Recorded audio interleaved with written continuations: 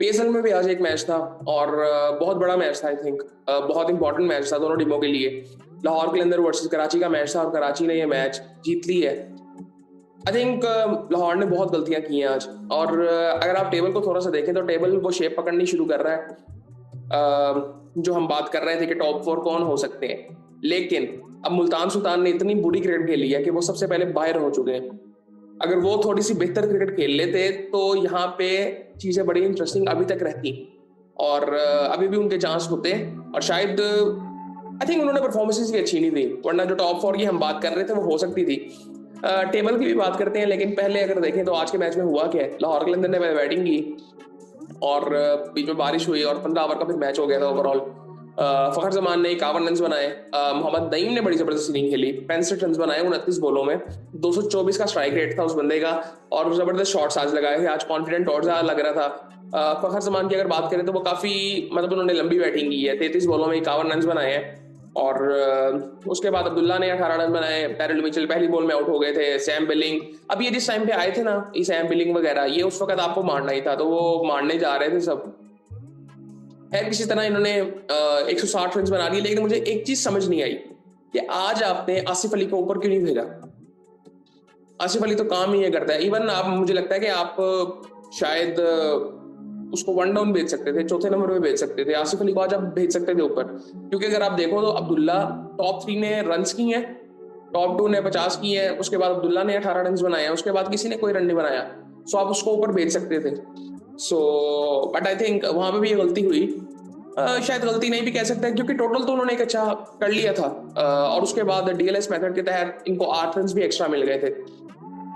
So follow wickets की अगर बात करें तो पहली विकेट इनकी 90 पे गिरती है और इन्होंने आई थिंक 70 रन बनाए हुए थे 6 ओवरों में और बड़े जबरदस्त तरीके से लेके चल रहे थे। दूसरी विकेट इनकी 121 पे गिरती है, तीसरी भी 121 में गिर जाती है। फिर चौथी, अब्बास ने बड़ी अच्छी बॉलिंग की, चौथी 131 पे गिरती है, पांचवी भी 149 पे गिर जाती है। फिर छठी 152 पे गिरती है, सातवीं 153 पे गिरती है और आठवीं भी 153 पे गिर जाती है। बॉलिंग की अगर मैं बात करूं तो मीर हमजा ने 3 ओवरों में 20 रन देके एक आउट किया। हसन अली ने 3 ओवरों में 42 रन दिए। आज थोड़े महंगे साबित हुए हसन, और लेकिन एक आउट किया उन्होंने। अब्बास अफरीदी ने 3 ओवरों में 27 रन दिए, 4 आउट किए। बड़ी जबरदस्त बॉलिंग की इसने। और उसके बाद मोहम्मद नबी ने 3 ओवरों में 37 रन दिए। आमिर जमाल ने 3 ओवरों में 33 रन दिए और एक आउट किया। कराची की अगर बात करें तो कराची बैटिंग के लिए आता है और वो बड़ा डिसेंट स्टार्ट करते हैं। डिसेंट इस लिहाज से मैं कह रहा हूँ कि सबकी जो रिक्वायर्ड था ना सबसे, वो सबने किया। कंट्रीब्यूशन आपने करनी थी। अब डेविड वार्नर ने 24 रन बनाए 13 बॉलों में, 184 का स्ट्राइक रेट। टिम साइफर्ट ने 24 रन बनाए 10 बॉलों में, 240 का स्ट्राइक रेट, जबरदस्त। जेम्स विंस ने 13 रन बनाए 12 बॉलों में। सात बेग ने जबरदस्त इनिंग खेली, 15 बॉलों में 25 रन उसने बनाए। आई थिंक वो इनिंग बड़ी इंपॉर्टेंट थी और क्रूशल थी उस टाइम पे। और एक छक्का लगाया उसने, 3 चौके लगाए, 166 का स्ट्राइक रेट उसका भी था। इरफान खान, हालांकि मुझे लेकिन ना मुझे समझ नहीं आ रही कि इतने चेंजेस क्यों इतने ज्यादा किए जाते हैं। मैं मतलब इस साल बहुत ज्यादा हुआ है कि आप चेंजेस, अगर आप जीत भी रहे हो तब भी आप चेंजेस कर रहे हो। पता नहीं, इससे पता चलता, इससे ना कई दफा आपका कॉन्फिडेंस इतना चला जाता है कि फॉर एग्जांपल आप जब चेंज करो ना तो उससे होता ये है कि अगर आप वहां पे मैच हार जाओ और आपकी परफॉर्मेंसेस बुरी हो तो सारा कॉन्फिडेंस पूरी टीम का लूज हो जाता है। सो वो आई थिंक उस लिहाज से अगर देखें तो एक नेगेटिव इम्पैक्ट होता है टीम पे। लेकिन आई थिंक अब टीमों को उस तरफ जाना चाहिए जहां पे उनको प्ले ऑफ्स खेलने हैं और प्लेइंग 11 अपनी कंफर्म करनी चाहिए, ताकि पता चले कि फर्स्ट प्लेइंग 11 ये है, अदरवाइज फिर हम देखेंगे। जिस तरह अगर आपने ये वाले चेंजेस करने थे, आप आज शायद मोहम्मद नबी को बिठा के आप केन विलियमसन को भी ट्राई कर सकते थे शायद। बट मे बी कुछ भी हो सकता था। लेकिन मोहम्मद नबी ने भी जो इनिंग खेली है आके, क्या वो केन विलियमसन खेल सकते थे? शायद। 8 बॉलों में 15 रन उन्होंने बनाए आके। और सबसे इंपॉर्टेंट इनिंग जो थी वो इरफान खान नियाजी की थी। 21 बॉलों में 48 रन बनाए और क्या जबरदस्त इस बंदे ने शॉट्स लगाए और फिनिश किया मैच को। मैंने ये इनिंग इसका मैंने शो देखा था, जो चैंपियंस कप में देखा था, चैंपियंस वनडे कप में देखा था।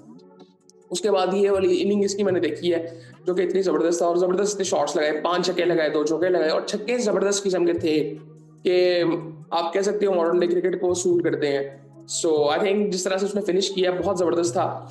और 168 रन का टारगेट था। फिर DRS मेथड के तहत वैसे उन्होंने 160 किया था और इन्होंने ये टारगेट अचीव कर लिया 3 बॉले पहले। पहली विकेट इनकी 40 पे गिरती है, दूसरी 57 पे गिरती है, तीसरी 74 पे गिरती है, चौथी 100 पे गिरती है, पांचवी 116 पे गिरती है, छठी 161 पे गिरती है। सो बॉलिंग की अगर मैं बात करूं लाहौर की, तो शाहीन अफरीदी ने 3 ओवरों में 41 रन दिए और ये मैच वहां पे तब्दील हुआ जब शाहीन ने आई थिंक 18वां ओवर करना था आके, और वहां पे मैच खत्म हुआ। आई थिंक 3 ओवरों में 40 रन पड़े हुए थे और वहां से जब उसको रन पड़े तो सारा मैच खत्म हो गया था। फिर 10 बॉलों में जब 20 रन रह गए थे, वो एक छक्का उसने नबी ने मार दिया, तो 8 बॉलों में 12 रन, फिर चौका लग गया, फिर 7 बॉलों में 8 रन। एंड वाला ओवर टायरल मिचेल ने किया था। सो आई थिंक इनकी अपनी गलतियां कहीं ज्यादा थी। शाहीन को आज 3 ओवरों में 41 रन पड़े, कोई आउट नहीं किया। आसिफ अफरीदी ने 2 ओवरों में 26 रन दिए, 1 आउट किया। हारिस रऊफ ने 3 ओवरों में 40 रन दिए, 2 आउट किया। सो ये अब मैं आपको जो बात कर रहा था ना, ये जो है ना, ये हमारे जो बॉलर्स हैं, शाहीन हारिस हो गए, ये कहीं ना कहीं जाके एक्सपोज होंगे और ये मसला है। आज का मैच मुश्किल था, एक्सपीरियंस आज के मैच में इंपॉर्टेंट था और आपको आज नजर आया कि किस तरह से एक्सपोज हुए।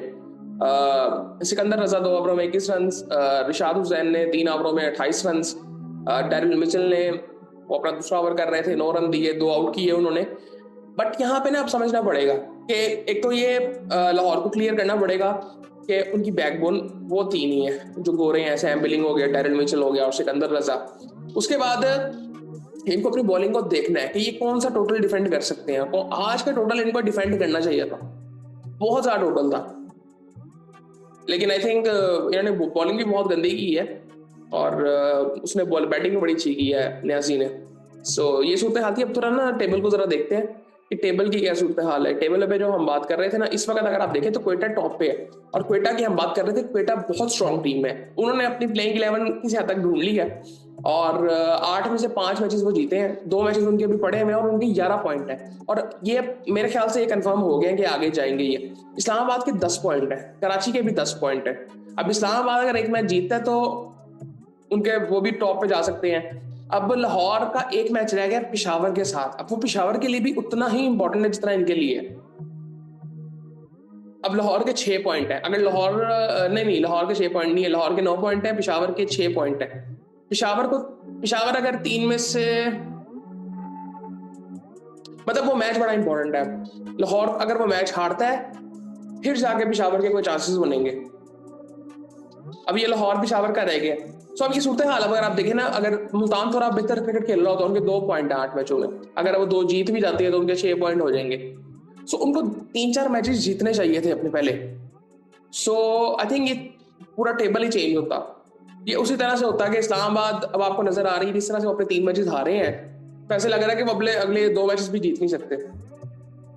सो ये बड़ी इंपॉर्टेंट अब चीज हो गई है।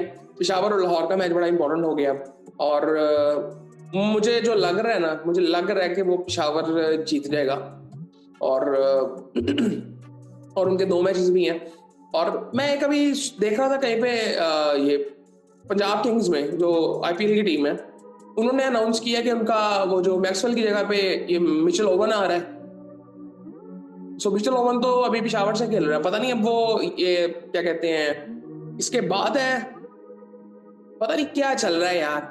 आई थिंक ये PSL मैनेजमेंट को सीरियसली देखना चाहिए। अगर इसने क्या कहते हैं इस टूर्नामेंट के दौरान जाना है तो ये बड़ी सीरियस कोई पॉलिसी बनानी पड़ेगी इसके मुतालिक PSL को। और आई थिंक अब उसको पिछले मैच में ओपन लेके आए थे, तो आई थिंक ये चीज होनी चाहिए आइडियली। अभी पेशावर ने किसी किस्म की कोई अनाउंसमेंट की नहीं है, लेकिन आई थिंक देखते हैं क्या होता है। लेकिन आई थिंक इंटरेस्टिंग हो गया और बाकी फिर आई थिंक मैच आज का बहुत अच्छा हुआ है और बाकी फिर आपसे बात होती है।